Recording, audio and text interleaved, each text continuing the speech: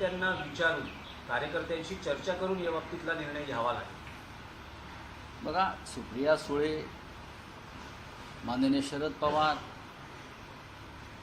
किंवा आता कालच अजित पवार आणि शरद पवार रयत शिक्षण संस्थेच्या बैठकाने एकत्र होते. एकत्र आहेतच ना ते का आमच्यासारखे, आम्ही ज्या पद्धतीनं ज्याने आमचा पक्ष फोडला, ज्याने आमचं सरकार पाडलं, ज्याने सत्तेचा आणि पैशाचा गैरवापर करून महाराष्ट्राच्या पाठीत खंजीर खुपसला, त्यांच्याशी आम्ही हात मिळवणी करणार नाही. ही आमची एक स्वाभिमानी भूमिका आहे.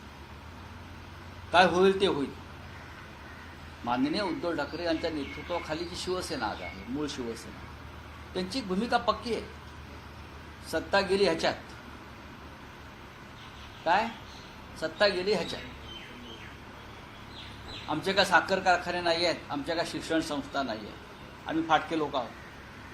त्याच्यामुळे आम्हाला चिंता नाही आहे. जे काय आमचं घ्यायचं ते ईडीने घेऊन टाकलेलं आहे. आम्ही परखडपणे उभे आहोत, भक्कमपणे उभे आहोत या प्रवृत्तीविरुद्ध लढण्यासाठी.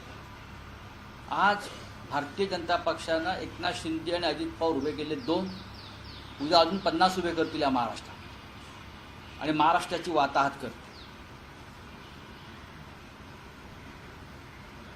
CBI, ईडी, धमक्या या माध्यमातून राजकारण भारतीय जनता पक्ष जे करत आहे, त्यांना जर मोकाट रान द्यायचं नसेल तर अशा प्रवृत्तींना परत जवळ करू नये या मताचा आम्ही आहोत.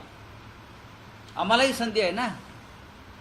जे आम्हाला सोडून गेले त्यांचे आमचे जवळचे संबंध आहेत, घरोब्याचे संबंध होते. पण आम्ही म्हटलं त्या प्रवृत्तीकडे ढुंकून पाहायचं. आम्ही लोकांना काय तोंड दाखवणार. आम्ही लढतो आहोत, आम्ही लढणारे लोक.